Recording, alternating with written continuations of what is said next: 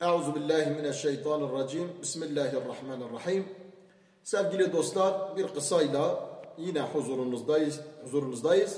Kısadan hisse diyelim. Her kısada bir hisse vardır. Yine sahabe dönemine gideceğiz. Onların hayatlarından bir örnek vereceğiz. Medine'de zengin bir adam varmış. Onun da bir kölesi. Kölesine çok eziyet eder.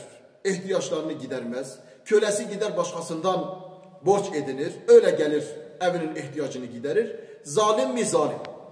Bir gün efendisine diyor ki benim hanımım hastadır. Ben ona bir ilaç bir şeyler alacağım. O zamanın imkanlarına göre para istiyor. Onun efendisi diyor sen bahane arıyorsun. Sen git çobanlığını yap. Git koyunları otlat. Tabi o da diyor hasbunallahu ve ni'mel vekil. Diyor benim vekilim Allah'tır. Diyor sen beni Allah'a şikayet ediyorsun. Diyor yok ben zayıflığımı Allah'a şikayet ediyorum. Gidiyor. Çöle giderken tabi koyunları otlatıyor. Koyunları otlatırken Hazreti Ömer'in oğlu Abdullah bin Ömer o da arkadaşlarıyla pikniğe çıkmış. Orada bir yerde oturuyorlar, yemek yiyorlar. Çoban da onlara yaklaşıyor. O köle bakıyor ki Hazreti Ömer'in oğlu yemeğe davet ediyor. Diyor ben orucum. Diyor bu yazın diyor ben yazın da oruç tutuyorum. Ben gündüzleri oruç geceleri de kıyamda geçiriyorum. Diyor ki sen beni dinle diyor. Sen bu koyunlardan bir tane bize ver. Biz onu keselim. Onu pişirelim beraber yiyelim. Diyor ki ben emanetçiyim. Ben bir köleyim. Bu koyunlar falan kesindir. Diyor ondan izin almadan ben onun koyununu kesmem. Diyor ki o zaman keselim sen ona söyle ki kurtlar geldi bir koyunu yedi. Diyor yok ben yalan da söyleyemem. Ben bir Müslümanım. Müslüman yalan söylemez. Müslümanın sıfatlarında yalan yoktur. Deyince Abdullah İbni Ömer çok şaşırıyor. O çoban onların yanında ayrılıyor. Hazreti Abdullah evine dönüyor. Sonra onu soruşturuyor. O zalim adamın elinde olduğunu duyuyor.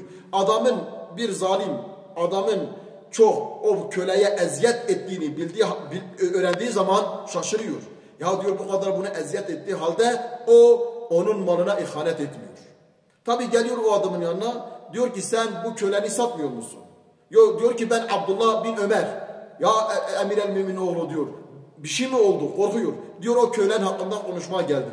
Diyor kölen ne yaptı? Yoksa size bir şey mi söyledi? Diyor yok diyor.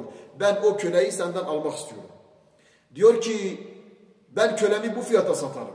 O fiyata o köleyi alıyor. O köle de gece evine gelmiş. Hanımına bunu anlatmış. Demiş ki işte böyle bir durum oldu. Diyor sen öyle oyunu ona satsaydın. Onu hanımı ona diyor o köleye. O parayı alsaydı bizim ihtiyaçlarımızı giderseydin. Biz milletten borç ediyoruz. O da hanımına diyor ki hanım diyor Allah'tan korkarım. Ben nasıl kalkarım onun malını benim malım olmayan bir malı satar da o malı haram olarak evime alırım. Ben Allah'tan korkuyorum. İşte bu adamın bu hareketten dolayı Allah-u Teala ona mükafatlar veriyor. O köleyi satıyor o adam o zalim adam. Hazreti Abdullah da o köleyi alıyor, o köleyi getiriyor, ona bir ev alıyor, onun güttüğü koyun kadar koyun alıyor, kalkıyor ki o adamı özgür ediyor. Diyor sen hürsün, bu koyunlar da senindir, bu ev de senindir. Bunu böyle yapınca o adam çok seviniyor, hanımı da tabii çok mutlu oluyor. Bu sahabe ahlakıdır. Yani dürüstlük kişiyi darlıkta, kişiyi sıkıntıda kurtarır. İnsan hangi sıkıntıda olursa olsun, ne kadar darda olursa olsun, ne kadar müşkülat içinde olursa olsun, dürüst davranırsa, doğru konuşursa, harama tenezzül etmezse Allah Celle Celaluhu mutlaka bir yerde ona bir çıkış yolu açar. Aynı bu sahabenin yaptığı hareket gibi.